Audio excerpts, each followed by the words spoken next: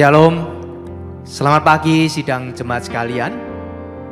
Mari membawa hati kita untuk kita mengarahkan dalam ibadah pada pagi hari ini. Tuhan memberkati setiap kita dan juga Bapak Ibu Saudara sekalian yang ada di rumah masing-masing. Kita percaya ibadah lewat live streaming pagi hari ini Tuhan kiranya juga yang memberkati setiap kita. Mari teduhkan hati kita. Hanya dekat Allahku. Hanya dekat Allahku. Rasa tenang hatiku. Kau sertai jalanku sepanjang hidupku.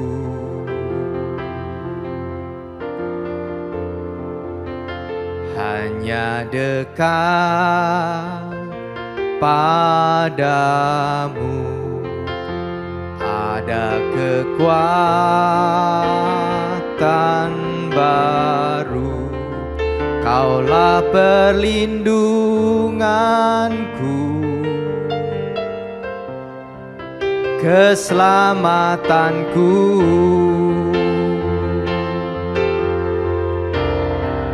Ku ingin selalu bersekutu denganmu, menikmati hadiratmu. Biarkan rohmu tinggal dalam hidupku. Sungguh indah bersamamu.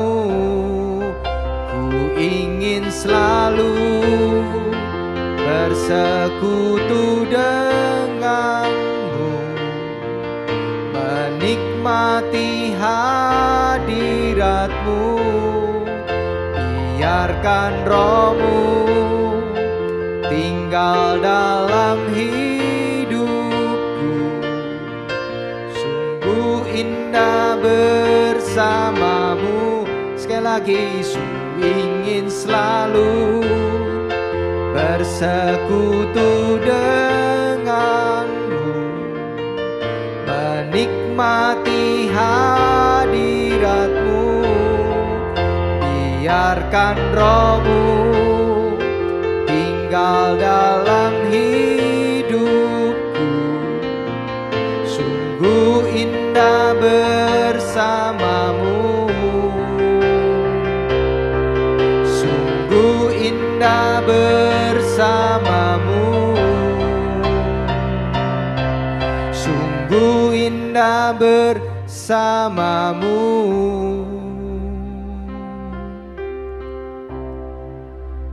Selamanya.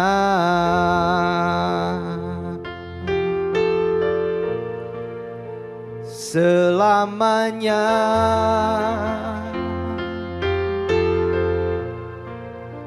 Selamanya.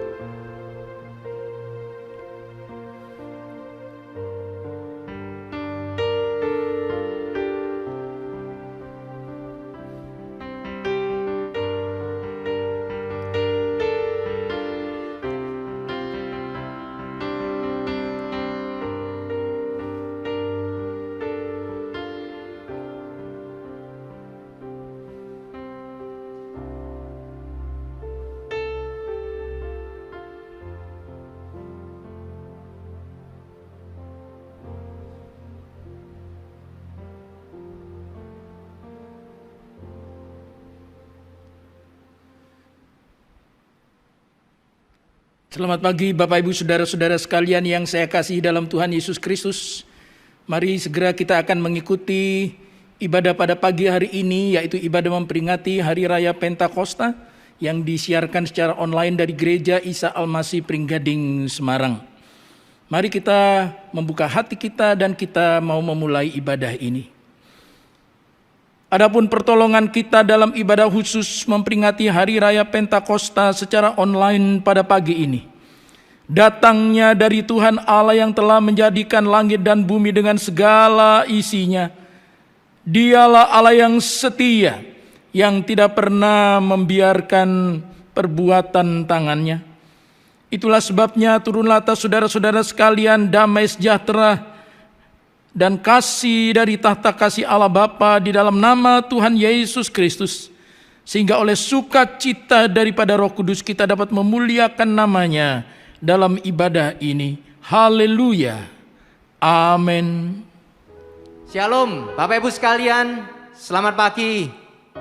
Dari Gereja Isa Almasih Jemaat Pringgading, bersama-sama kita akan beribadah, kita memuji, memuliakan Tuhan lewat live streaming pada pagi hari ini. Kiranya Tuhan memberkati kita sekalian. Datanglah ke bait-Nya. Mari sama-sama kita puji, kita muliakan Dia. Haleluya.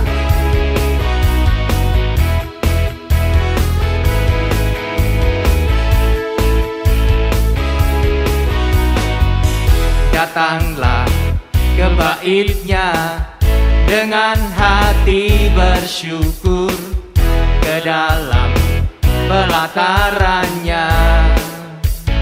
Dengan hati bersuka rasakan dan lihatlah betapa baiknya Tuhan bagi yang berlindung padanya. Akan bersorak-sorai, akan bersorak-sorai. Bersyukurlah kepada Tuhan, sebab Ia baik, bahwasanya untuk selamanya kasih setianya. Bersyukurlah kepada Tuhan, sebab Ia baik, bahwasanya untuk selamanya kasih setianya. Mari bersama-sama kita muliakan Dia. Datanglah ke bait-Nya dengan hati bersyukur, ke dalam pelatarannya. Dengan hati bersuka rasakan dan lihatlah betapa baiknya Tuhan bagi yang berlindung padanya. Akan bersorak-sorai, akan bersorak-sorai. Bersyukurlah kepada Tuhan, sebab Ia baik, bahwasanya untuk selamanya kasih setianya. Bersyukurlah kepada Tuhan, sebab Ia baik, bahwasanya untuk selamat, bahwasanya untuk selamanya, bahwasanya untuk selamanya kasih setianya. Haleluya. Mari teduhkan hati, kita akan berdoa. Bapa, kami bersyukur Tuhan yang memberikan kami segala sesuatu baik adanya. Pagi hari ini juga ketika kami beribadah melalui live streaming, Tuhan juga yang memberkati. Segala puji, kemuliaan, syukur hanya bagi nama Tuhan kami, Yesus Kristus. Haleluya. Amin. Mari tetap bersukacita pada pagi hari ini, karena kita percaya hari yang khusus di mana Roh Kudus tercurah bagi kita sekalian. Satukanlah roh kami. Mari bersama-sama kita juga muliakan Tuhan. Kita pakai tangan kita untuk bertepuk tangan bersama-sama. Satukanlah roh kami ya Tuhan, bergandeng tangan kami semuanya dalam hadirat-Mu, kami menyembah-Mu. Curahkanlah roh-Mu atas kami. Satukanlah roh kami ya Tuhan, bergandeng tangan kami semuanya dalam hadirat-Mu, kami menyembah-Mu. Curahkanlah roh-Mu atas kami. Yuk bersama-sama. Roh tercurah dari surga, bumi bersuka cita. Roh tercurah dari surga, bangsa-bangsa bersorak. Roh tercurah dari surga, gereja Tuhan dibangkitkan. Roh tercurah dari surga, gereja Tuhan dimenangkan. Semua bangsa-bangsa kan mengaku bahwa Yesus Tuhan. Amin. Satukanlah roh kami ya Tuhan. Yuk bersama-sama bergandeng tangan kami semuanya dalam hadirat-Mu, kami menyembah-Mu. Curahkanlah roh-Mu atas kami. Semuanya bersama-sama. Roh tercurah dari surga, bumi bersuka cita.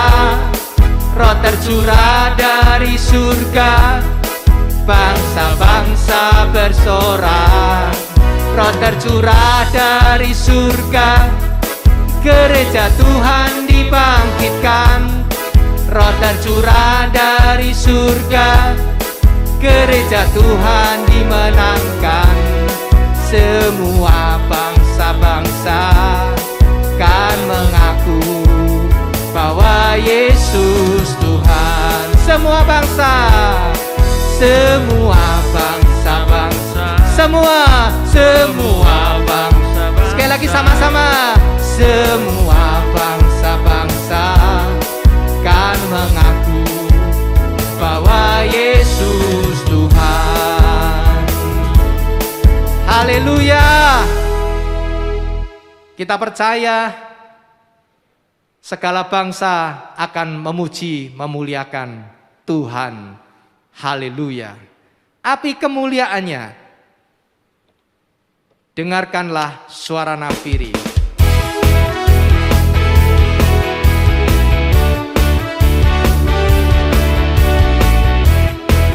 Memanggil kita semua umatnya.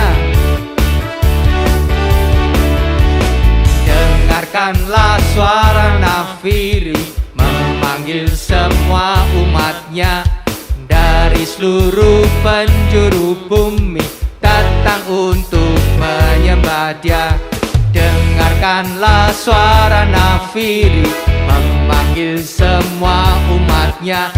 Gereja Tuhan bersatu kini, mengangkat tinggi panjinya. Bersiap maju, janganlah lengah, Yesus Panglima kita. Gunakan semua senjata Allah dalam kuasa Roh Kudus. Semuanya. Api kemuliaannya tercurah dari surga, penuhi kami semua. Bangkitlah gerejanya. Api kemuliaannya tercurah dari surga,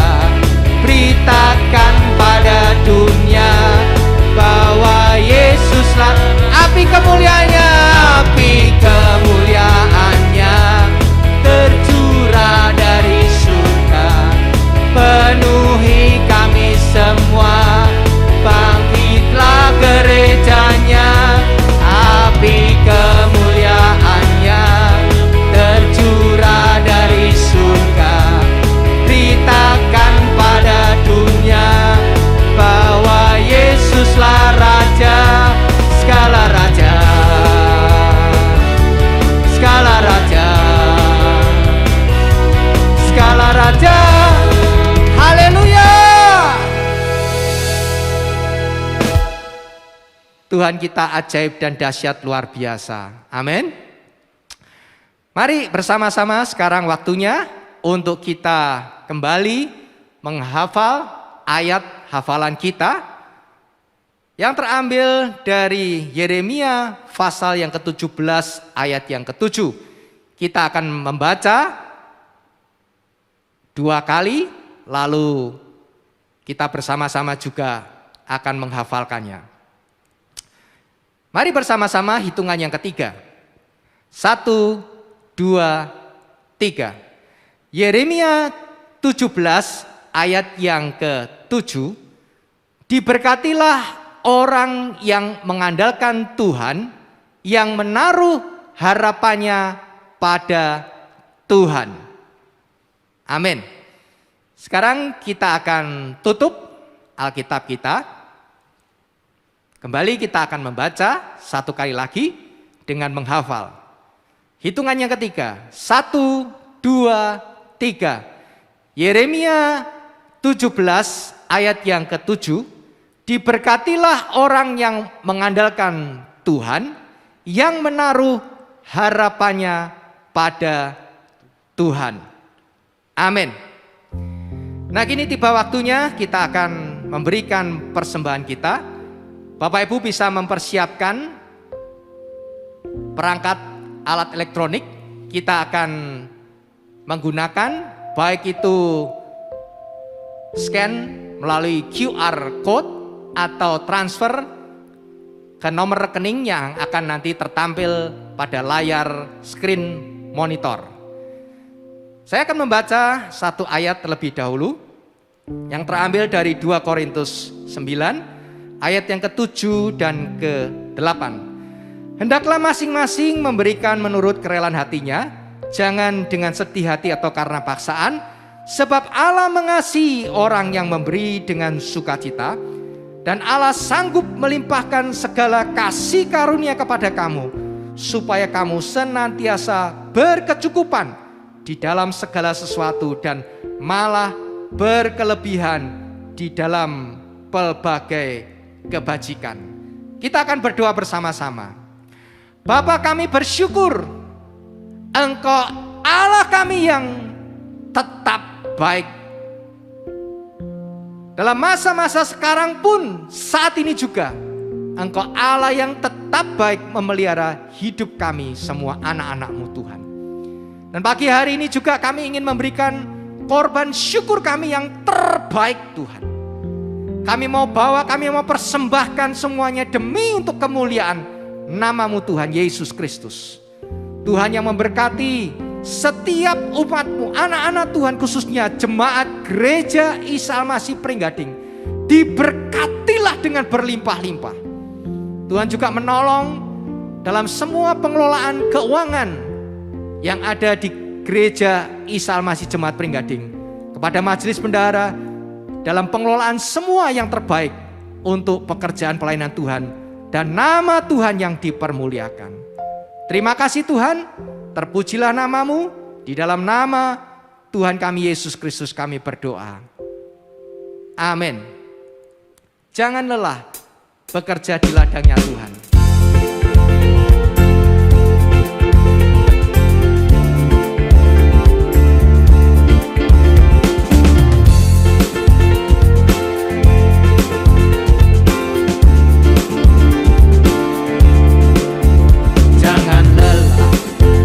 Bekerja di ladangnya Tuhan, Roh Kudus yang beri kekuatan, yang mengajar dan menopang.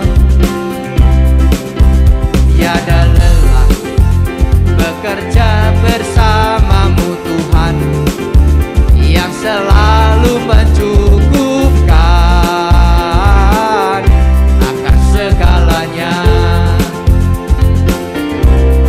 Ratakan tanah bergelombang, timbunlah tanah yang berlubang.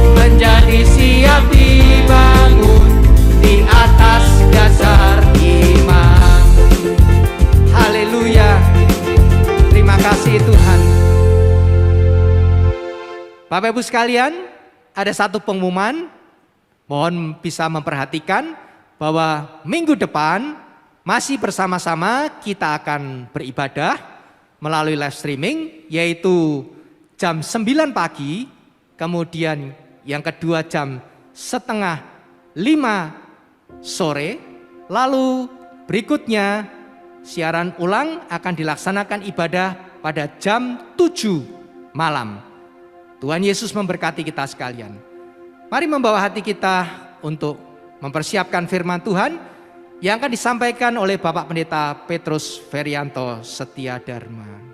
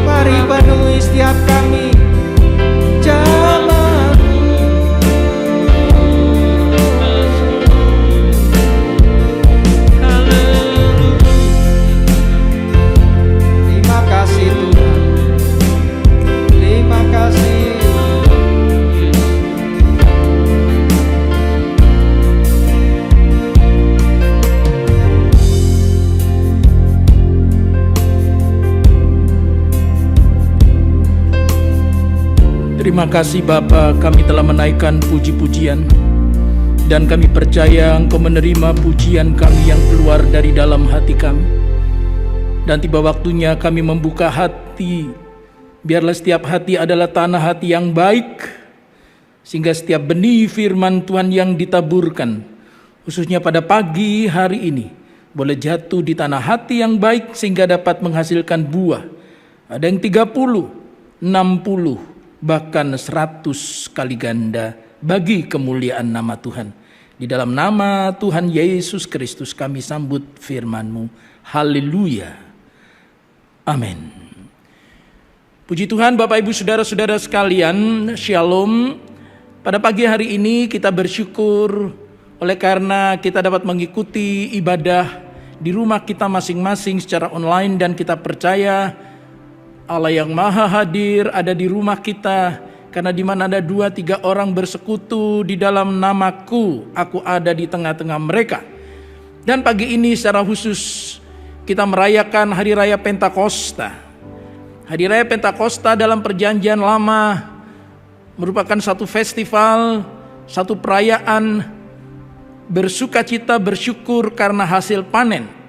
Dan di dalam Perjanjian Baru dimaknai sebagai pencurahan Roh Kudus kepada para murid, kepada orang-orang yang percaya, supaya mereka semua dan kita juga pagi ini menjadi saksi-saksinya, menyampaikan apa yang Tuhan Yesus ajarkan, memberitakan kasih Allah. Nah, pada pagi hari ini kebenaran firman Tuhan berjudul irreplaceable atau tak tergantikan. Nah, dalam ajaran Tuhan Yesus Kristus yang juga diajarkan oleh para murid adalah supaya kita tidak khawatir, kita tidak takut, kita tidak cemas. Dan Tuhan Yesus mengajarkan supaya kita mencari terlebih dahulu kerajaan Allah dan kebenarannya, maka semuanya akan ditambahkan. Pertanyaannya adalah, apakah yang dimaksud dengan kerajaan Allah? Ini adalah sesuatu yang tak tergantikan dalam hidup kita. Irreplaceable, tak tergantikan. Apa yang dimaksud dengan kerajaan Allah? Rasul Paulus menjelaskan mengenai kerajaan Allah ini di dalam satu ayat yang akan kita baca dan renungkan bersama, yaitu Roma pasal yang ke-14 ayat yang ke-17. Surat Roma pasal yang ke-14 ayat yang ke-17 yang berbunyi demikian.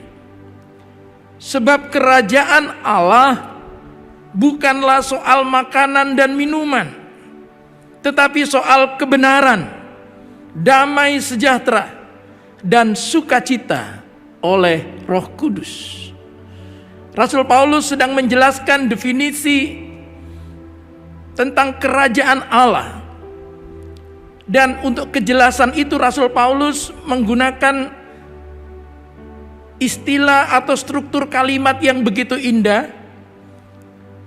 Kerajaan Allah bukan ini dan itu, tetapi kerajaan Allah ialah ini dan itu. Bukan yang ini tapi yang itu. Nah, dengan membandingkan seperti ini, maka Rasul Paulus sedang menyampaikan kepada jemaat di Roma dan kepada kita semua pagi ini, oleh karena jemaat di Roma adalah jemaat yang terdiri dari orang-orang punya latar belakang agama Yahudi, tetapi juga jemaat di Roma adalah jemaat yang sebagian dari mereka memiliki latar belakang Yunani. Nah, kemudian jemaat dengan latar belakang Yahudi dan latar belakang Yunani ini saling membenarkan dirinya mengenai apa? Mengenai makanan dan minuman, mengenai sesuatu yang lebih bersifat jasmani.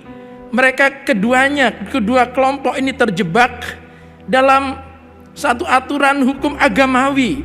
Tidak boleh makan ini, tidak boleh makan itu, dilarang makan ini, dilarang makan itu, dan selalu berada di kisaran, putaran itu saja, ya, bahwa mengikuti agama tertentu itu boleh ini, boleh itu, tidak boleh ini, tidak boleh itu. Sehingga kemudian kedua kelompok ini saling menghakimi, saling membenarkan dirinya sendiri. Dan Rasul Paulus mau menyatakan bahwa apapun latar belakang mereka, apakah latar belakang agama Yahudi, apakah latar belakang kebudayaan Yunani, kerajaan Allah itu bagi kita yang ada di dalam Yesus Kristus bukan soal makanan dan minuman. Bukan soal boleh makan ini, boleh makan itu, tidak boleh makan ini, tidak boleh makan itu. Kerajaan Allah bukan hanya masalah-masalah jasmani. Dengan kata lain, kalau mau disebut dalam istilah kita, kerajaan Allah bukan urusan tetek bengek seperti itu. Tetapi kerajaan Allah adalah berkaitan dengan karya Roh Kudus yang tak tergantikan dalam hidup kita. Dan ada 3 ciri yang disampaikan oleh Rasul Paulus dalam pengertian kerajaan Allah, yaitu kebenaran, damai sejahtera, dan sukacita oleh Roh Kudus. Nah, mari kita akan melihat. Kita bisa memahami kerajaan Allah dari 3 karunia besar, 3 berkat besar yang tak tergantikan, yaitu kebenaran, damai sejahtera, dan sukacita. Kita mulai dengan kebenaran. Kata Yunani yang dipakai oleh Rasul Paulus dalam ilham Roh Kudus adalah kata dikaiosune. Kata dikaiosune yang diterjemahkan dengan kebenaran memiliki 2 makna yang luar biasa. Yang pertama adalah memberikan kepada orang apa yang menjadi haknya. Memberikan kepada orang apa yang menjadi haknya, itu yang disebut dengan dikaiosune. Hak apa? Mari saya beri 2 contoh sederhana. Yang pertama adalah hak hidup. Setiap orang memiliki yang disebut dengan hak untuk hidup. Itu berarti bahwa sampai kepada janin di dalam kandungan pun punya hak untuk hidup. Siapakah kita manusia? Bahkan orang tuanya sendiri, bahkan ibunya sendiri yang merasa memiliki kuasa untuk kemudian tidak memberikan hak hidup kepada anak ini. Apapun yang dikatakan, apapun alasannya, anak yang di dalam kandungan punya hak untuk hidup, dilahirkan di muka bumi ini. Seringkali kita diperhadapkan kepada sesuatu yang bersifat dilematis. Kalau dalam pepatah Indonesia itu dipakai istilah bagai makan buah si malakama katanya. Bagai makan buah si malakama, kalau dimakan ibu mati, kalau tidak dimakan bapak mati. Lalu saya coba selidiki apa itu buah si malakama. Ya. Dalam kata lain, buah si malakama itu mahkota dewa. Memang ada saudara-saudara racunnya di situ, tetapi sebaliknya juga bisa jadi obat. Jadi sebenarnya dikatakan pepatah itu tidak terlalu pas. Kalau dimakan ibu mati, kalau tidak dimakan bapak mati. Lalu pepatah itu digunakan untuk orang yang berada pada posisi dilematis. Bagaimana anak dalam kandungan ini yang mungkin secara medis sudah ada pengecekan lewat diagnosa, lewat saudara-saudara USG, waduh bakalnya mungkin memiliki yang disebut dengan cacat, yang disebut dengan saudara kekurangan. Tetapi anak ini punya hak untuk hidup.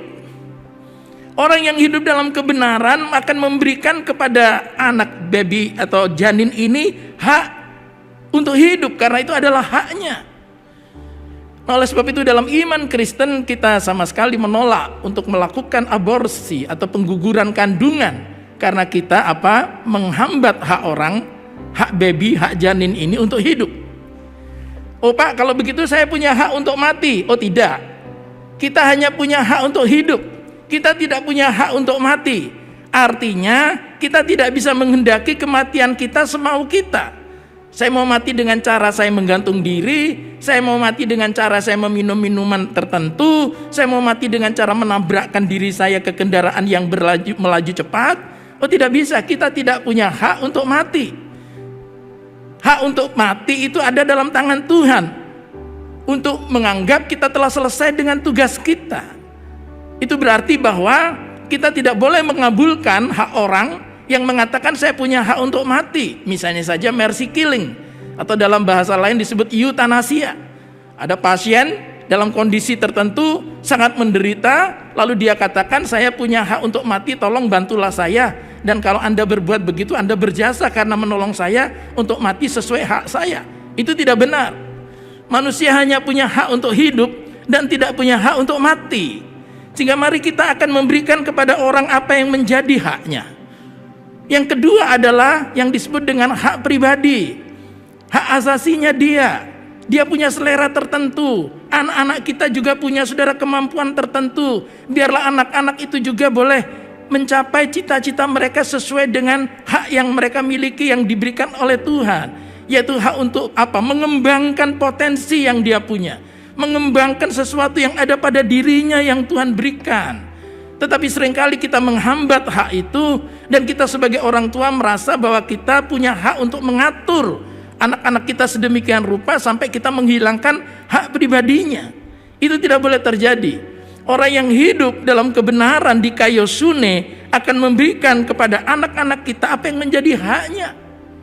Dia punya hak untuk bertanya, dia punya hak untuk memiliki kehidupan di masa depan sesuai dengan bakat, talenta, kemampuan yang Tuhan berikan kepadanya. Makna lain dari di Kaiosune adalah berada tepat pada posisinya. Hidup dalam kebenaran itu berarti saya berada di posisi yang tepat. Apakah saya ada di depan? Kapan saya ada di tengah? Kapan saya ada di belakang? Ini penting sekali. Oleh karena banyak masalah dalam hidup ini, kita ada di luar jalur daripada kerajaan Allah ini. Kita tidak berada pada posisi kita dengan benar. Kita merasa selalu ada di depan, padahal satu kali kita harus ada di tengah. Ambil contoh sederhana kembali dalam masalah keluarga. Ketika anak-anak masih kecil, kita ada di depan. Kita berkata kepada anak-anak, ikuti teladan papa. Teladan papa dalam bekerja, teladan papa dalam disiplin, teladan papa dalam beribadah, teladan papa dalam berdoa, teladan papa mama, orang tua dalam beribadah kepada Tuhan, teladan papa mama dalam memberikan apa yang menjadi berkat Tuhan sebagian kita berikan kepada orang lain. Nah, ini anak-anak ini diminta meneladani kita karena kita ada di depan. Tetapi ketika anak-anak sudah menginjak usia remaja, maka kita harus bergeser dari depan itu ke tengah. Kita berada di tengah-tengah mereka sebagai sobat, berada di tengah-tengah mereka sebagai sahabat, sehingga mereka bisa curhat pada kita, dan tidak lalu curhat kepada orang lain yang kadang-kadang mendapatkan advice, nasihat yang tidak sesuai dengan firman Tuhan. Jadikan diri saudara ketika anak-anak sudah mulai duduk di bangku SMP, SMA, untuk apa? Untuk berada sebagai sahabat bersama mereka, mengerti tentang kegalauan hidup mereka, menyelami keberadaan mereka, dan tidak menganggap mereka selalu anak kecil. Selalu kita di depan, mereka harus selalu ikut kita. Tidak, ada diskusi di situ, ada pembicaraan tukar pikiran di situ. Kemudian kapan juga kita mesti ada di belakang, yaitu ketika anak-anak sudah duduk di bangku perguruan tinggi. Ketika mereka sudah menikah, ketika mereka sudah bekerja, kita di belakang. Biarlah mereka yang melakukan, akan menggantikan kita. Dan kita menjadi advisor, kita menjadi penasehat, kita menjadi pendorong dari belakang. Kita akan menguatkan mereka, kita akan mensupport mereka. Nah, kalau semua orang mengerti, berada di tempat yang tepat pada waktu yang tepat, maka itu kebenaran. Nah, seringkali masalah-masalah timbul ketika kita merasa ini waktu saya ada di depan, ini waktu saya ada di tengah, ini waktu saya ada di belakang, tapi tidak pada waktu yang tepat. Atau kita selalu berada di belakang, atau kita selalu berada di tengah, atau kita selalu merasa di depan. Nah, mari kita minta hikmat Tuhan sesuai dengan pengaturan Tuhan, ketertiban yang telah Tuhan berikan ketika Ia menciptakan langit dan bumi. Ia mengatur bukan kapan siang, kapan malam. Artinya apa?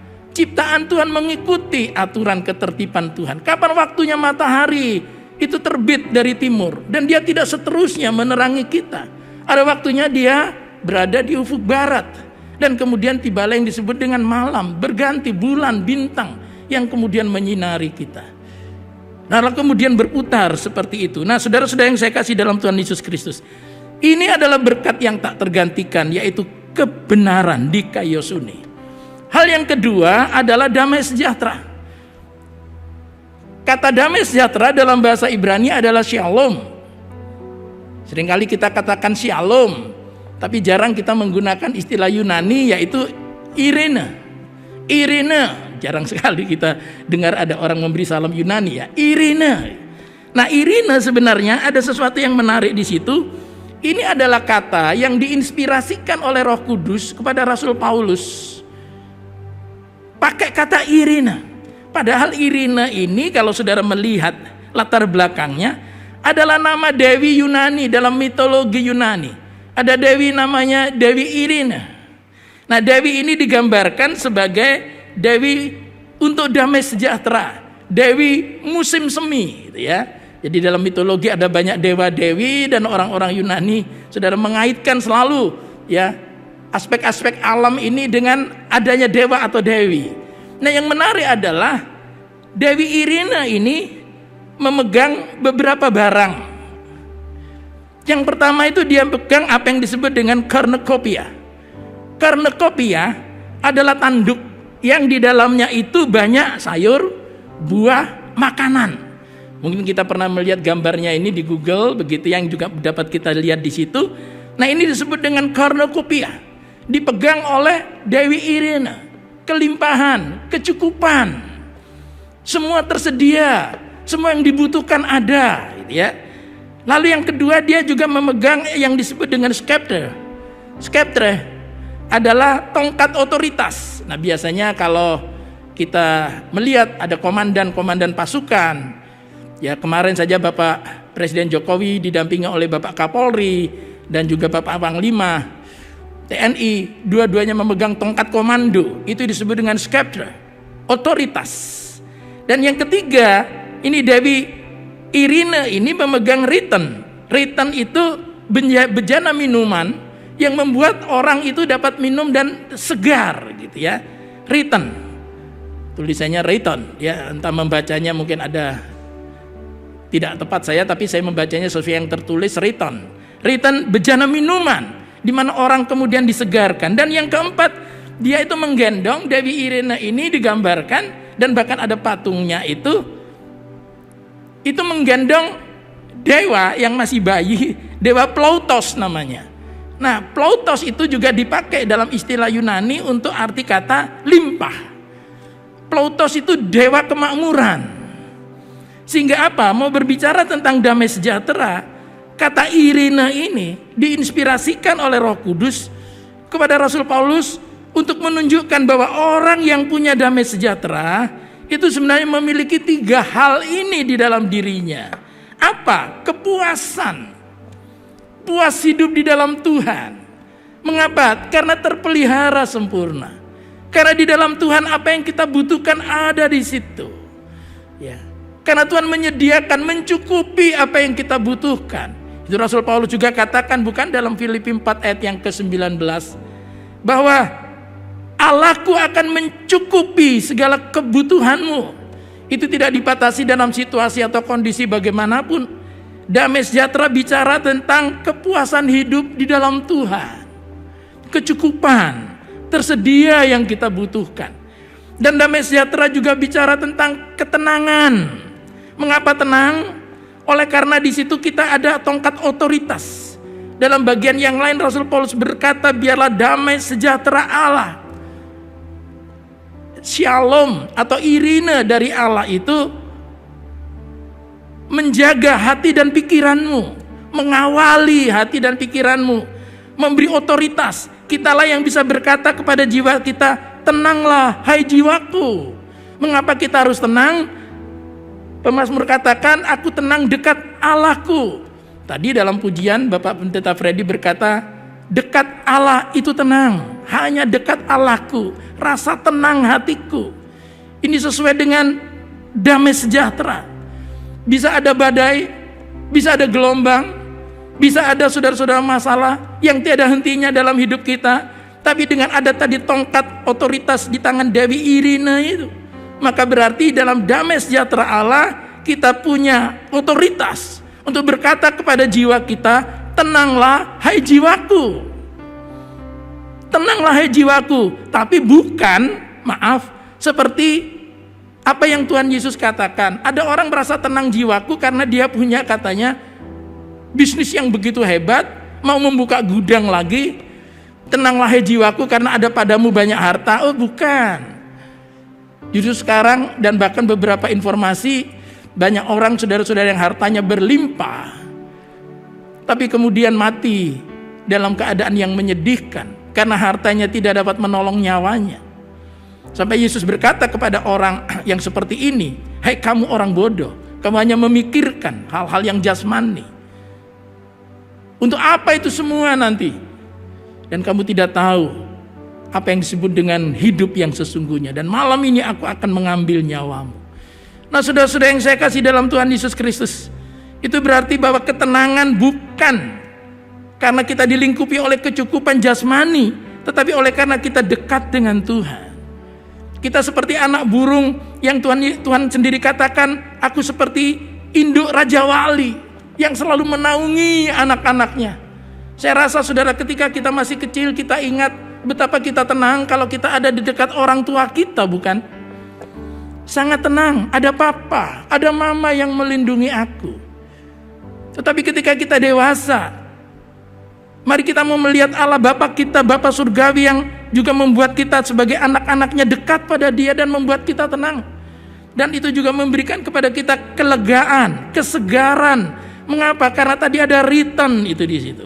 Ada bejana minuman, puas, tenang, lega, itu damai sejahtera.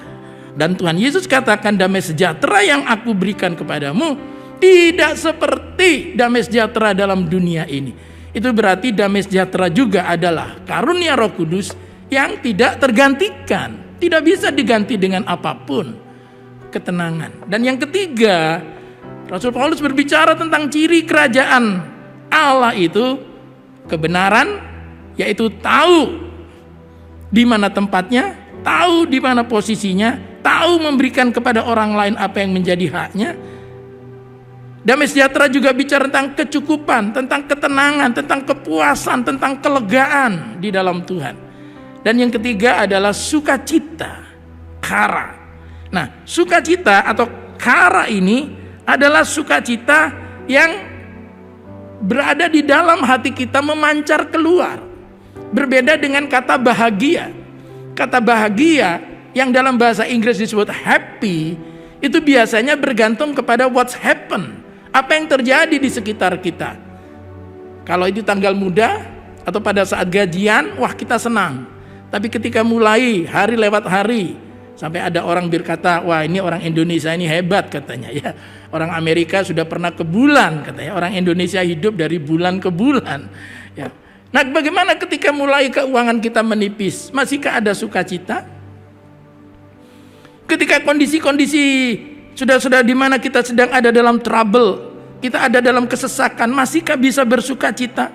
Kalau happy, tidak mungkin bisa. Kita tidak akan berkata I am happy dalam kondisi seperti itu. Karena yang happening, yang terjadi tidak menyenangkan hatiku. Tapi sukacita itu adalah sesuatu yang ada di dalam. Sehingga situasi, kondisi apapun tidak akan mengubah sukacita kita. Nah, definisi atau penjelasan yang terbaik yang saya tahu tentang sukacita ini adalah ketika kita hidup dalam keserasian dengan Allah.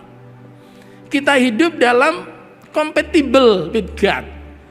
Sesuai, cocok, serasi, seirama dengan Allah. Nah, ada dua contoh di dalam Alkitab bagaimana orang kalau tidak serasi dengan Allah tidak ada sukacita. Tidak sesuai dengan Allah, tidak bisa muncul sukacita itu. Contoh yang pertama adalah Kain.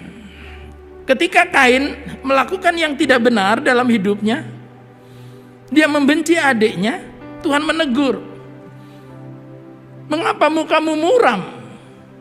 Mengapa tidak ada sukacita? Karena Kain hidup dalam dosa. Karena Kain tidak serasi dengan Allah yang kudus. Tidak serasi dengan Allah yang benar. Tidak serasi dengan Allah yang adalah kasih. Kain tidak hidup di dalam kasih. Kain hidup dalam kebencian. Kain hidup dalam iri hati. Kain hidup dalam ketidakbenaran. Berwajah muram. Tentu tidak semua orang yang berwajah muram, saudara-saudara, jangan dibalik ya. Selalu yang berwajah muram adalah orang yang tidak serasi dengan Allah. Sebab Nehemia misalnya berwajah muram di depan raja karena ia sedang memikirkan beban pelayanan yang begitu berat. Sehingga kemudian dilihat oleh raja, mengapa wajahmu muram? Ya karena saya sedang memikirkan bangsa saya. Ada beban yang begitu berat untuk Yerusalem. Karena waktu itu tembok Yerusalem telah runtuh. Saya tidak bisa makan dengan nyaman. Saya tidak bisa tidur dengan nyenyak. Ada beban pikiran, ada beban pelayanan yang begitu berat. Itu bisa bermuka muram. Tetapi yang saya mau beri contoh tadi, Kain bermuka muram karena dia tidak serasi dengan Allah. Yang kedua, yang ditegur oleh Yesus adalah Kleopas dan temannya. Ketika mereka tidak percaya akan kebangkitan Yesus Kristus, mereka masih ada dalam keraguan. Yesus menegur, mengapa wajahmu muram? Lalu dijelaskan, apakah engkau tidak tahu, apakah engkau orang yang baru, bahwa di Yerusalem ada berita begini-begini. Dan itu sudah saya khotbahkan beberapa waktu yang lalu. Orang yang bersukacita adalah orang yang hidupnya serasi, hidupnya cocok. Bukan cocok dengan apa kata orang, tapi cocok dengan apa kata Tuhan. Dan saudara-saudara, sukacita ini telah dialami oleh Rasul Paulus. Bagaimana dia dipenjara karena memberitakan Injil. Bagaimana dia mengalami ketidakenakan, perlakuan dari orang-orang yang tidak suka kepada pengikut Kristus. Tapi dia tetap bersukacita. Bahkan dalam sukacitanya bersama dengan Silas, mereka memuji Tuhan. Sukacita diungkapkan dengan pujian kepada Tuhan. Dan dalam pujian itu ada kuasa. Itulah sebabnya ketika mengikuti ibadah online ini tidak sama dengan menonton ibadah. Kalau menonton ibadah, kita bisa melakukan sekehendak kita, lalu sang leader bisa memimpin nyanyian, silakan, tapi kita tidak mengikutinya. Tapi beribadah online berarti ketika pemimpin pujian mengajak kita memuji Tuhan, sukacita di hati ini terungkapkan dalam pujian, dan ada kuasa dalam pujian. Jangan remehkan pujian. Paulus dan Silas mengalami kuasa dalam pujian karena mereka tetap bersukacita. Sehingga dalam Filipi 4 ayat 4 Rasul Paulus berkata, bersukacitalah senantiasa dalam Tuhan. Sekali lagi kukatakan, bersukacitalah. Nah, tentu sukacita ini tidak berarti kita menari-nari di atas penderitaan orang lain. Kita menari-nari di atas kesusahan orang lain. Maaf, ada sebuah lagu yang saya tidak terlalu sepakat, yang judulnya adalah orang biarlah dunia resesi dan kita resepsi. Itu sama sekali tidak tepat. Karena ada ayat firman Tuhan juga berkata, menangislah dengan orang yang menangis, bersukacitalah dengan orang bersukacita. Tapi yang dimaksud di sini adalah dalam situasi kondisi apapun, mari kita tetap bersukacita. Oleh karena apa? Ada rencana Allah yang kekal dan Allah masih terus bekerja. Allah kita adalah Allah yang terus bekerja sesuai waktunya. Allah kita Allah yang bekerja sesuai dengan caranya. Allah kita adalah Allah yang bekerja karena Dia yang Maha tahu bentuk pemulihan apa yang sedang Ia sediakan bagi kita. Dan orang yang bersukacita, jangan lupa, Salomo katakan bahwa hati yang gembira adalah obat yang manjur. Hati yang gembira adalah obat yang manjur. Pak, bagaimana hatiku gembira? Bagaimana aku bisa bersukacita ketika aku di PHK? Ketika aku diberhentikan dari pekerjaan? Ketika income penghasilan untuk keluargaku, ketika anggota keluargaku ada yang sakit, ketika segala sesuatu tidak berjalan normal. Saudara-saudara yang saya kasih dalam Tuhan Yesus Kristus, itulah perbedaan hidup di dalam Tuhan. Bahwa sekalipun kondisi sama sekali tidak menyenangkan, tapi kita tetap bersuka cita di dalam Tuhan. Itu sesuatu yang tak tergantikan. Mengapa? Alasannya jelas, karena Allah turut bekerja dalam segala sesuatu, mendatangkan kebaikan bagi kita, orang-orang yang mengasihi Dia. Berbeda dengan orang yang tidak memiliki Roh Kudus dalam hidupnya. Mereka merasa ketika situasi-situasi yang buruk terjadi, mereka menghadapinya sendiri. Ketika mereka ada dalam badai, mereka merasa menghadapinya sendiri. No hope, hopeless. Tapi bagi kita orang yang percaya kepada Tuhan, sesulit-sulit apapun, kondisinya Allah tetap bersama kita. Namanya adalah Immanuel. Janjinya adalah aku menyertai kamu sampai kesudahan alam. Itulah sebabnya saya selalu ungkapkan sekali lagi ilustrasi yang hebat ini. Bahwa kita paling senang ketika kita berjalan di pantai. Dan kita melihat ada dua pasang tapak kaki. Dan itu kita tahu, tapak kaki kita dan tapak kaki Tuhan. Sepasang adalah milik kita dan sepasang milik Tuhan. Tapi kemudian ketika jalan begitu sulit, ketika tantangan begitu berat, kita melihat ke bawah, wah, hanya tinggal sepasang saja. Lalu kita mulai marah. Kenapa dalam situasi yang sulit ini kok Tuhan meninggalkan aku? Tadinya ada dua pasang tapak kaki, sekarang hanya ada sepasang. Where are you, God? Di mana Engkau, Tuhan? Masih adakah Engkau, Tuhan? Masih berkuasakah Engkau, Tuhan?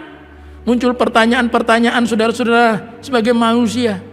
Ini tidak bisa disalahkan, karena ketika tadinya dua pasang, sekarang tinggal sepasang. Tapi saya ingatkan lagi pada saudara, kalau tadinya dua pasang kita dituntun bersama dengan Tuhan, sepasang milik kita dan sepasang adalah kaki Tuhan. Tapi ketika tinggal sepasang, itu bukan kaki kita. Perhatikan baik-baik, itu bukan kaki kita. Yang sepasang itu adalah kaki Tuhan. Lalu di mana pasangan kaki kita, telapak kaki kita yang tadinya ada di situ? Kita digendong oleh Tuhan. Kita diangkat oleh Tuhan. Kita diproteksi oleh Tuhan. Dalam keadaan-keadaan yang sulit, Tuhan setia. Bukan lagi menggandeng kita, tapi menggendong kita. Dalam keadaan-keadaan yang tenang, Tuhan menggandeng kita. Tapi dalam keadaan yang sulit, Tuhan menggendong kita. Itulah sebabnya ini sesuatu yang tak tergantikan. Miliki kebenaran, miliki damai sejahtera, miliki sukacita yang diberikan Roh Kudus kepada kita. Ini bukan sesuatu yang bisa dibuat-buat, tapi ini adalah anugerah karya Roh Kudus di hari raya Pentakosta ini. Apa maknanya buat saya? Apa maknanya buat saudara? Hari Pentakosta berarti hari di mana Roh Kudus dicurahkan. Saya hidup dalam kebenaran. Saya memberikan kepada orang lain apa yang menjadi haknya. Dia punya hak hidup, dia punya hak pribadi. Saya juga tahu menempatkan diri pada posisi yang tepat.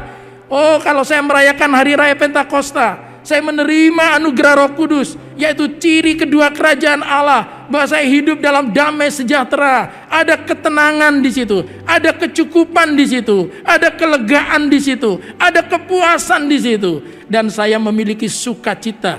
Dan ketiga hal ini tidak tergantikan. Oleh sebab itu berbahagialah saudara-saudara dan saya yang mengenal Yesus Kristus, yang hidup dalam pimpinan Roh Kudus, karena semuanya ini tak tergantikan. Tuhan memberkati. Selamat Hari Raya Pentakosta. Dan mari kita menaikkan pujian. Biar Roh Kudus mengalir. Dan kita akan menyembah Tuhan. Sebelum saya berdoa bagi kita sekalian, kita menyembah Dia melalui pujian ini. Mengalirlah kuasa Roh Kudus.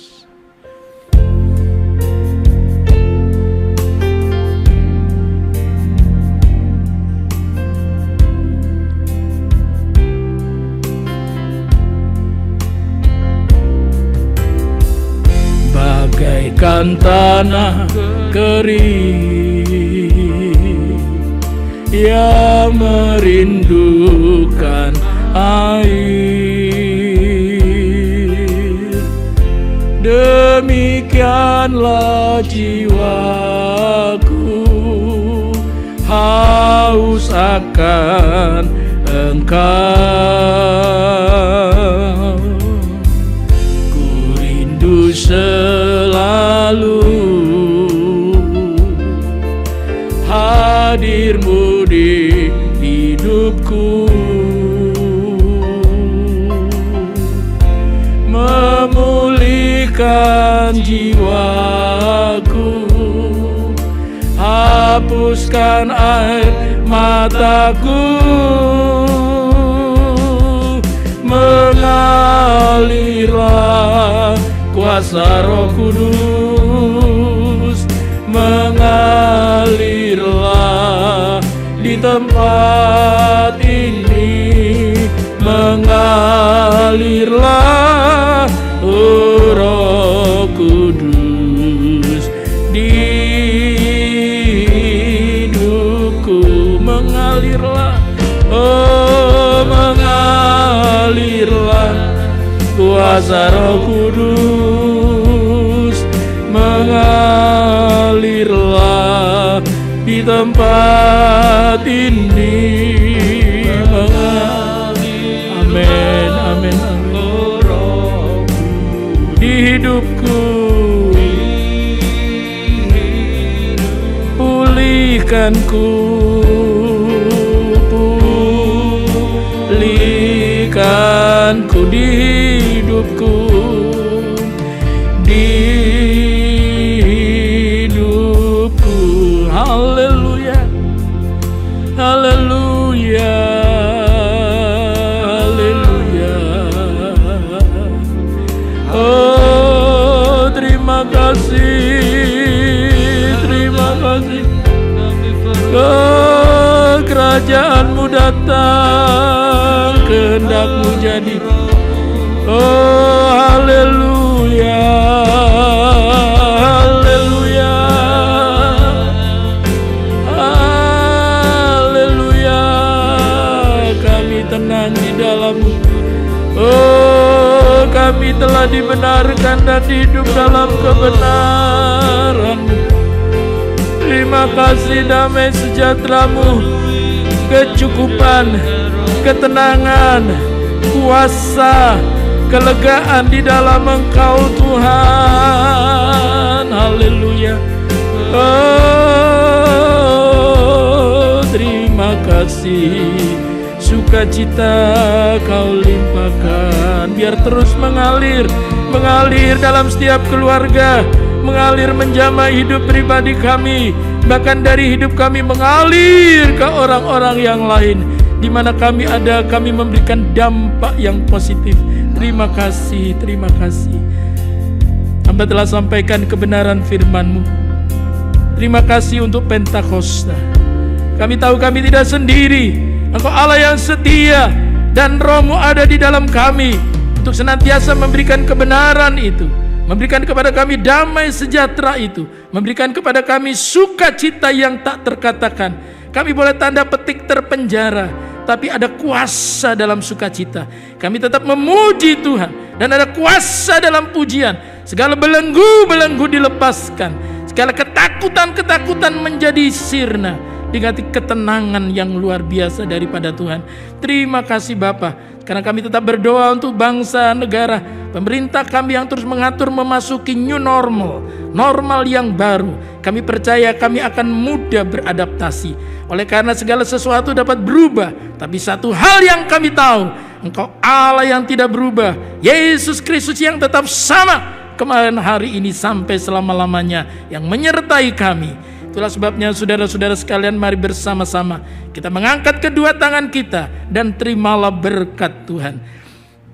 Damai sejahtera dari tahta kasih Allah Bapa, serta kuasa kemenangan dan kebenaran dari Yesus Kristus, dan persekutuan di dalam Roh Kudus pada hari raya Pentakosta ini limpah dalam hidup saudara, baik secara pribadi dalam keluarga saudara, apapun yang saudara lakukan, bekerja dari rumah, belajar dari rumah, beribadah di rumah, atau mulai memasuki masa normal baru, Tuhan senantiasa menyertai saudara sampai Maranatha, Tuhan Yesus Kristus datang kembali yang kedua kalinya. Haleluya. Amin. Bapa, terima kasih.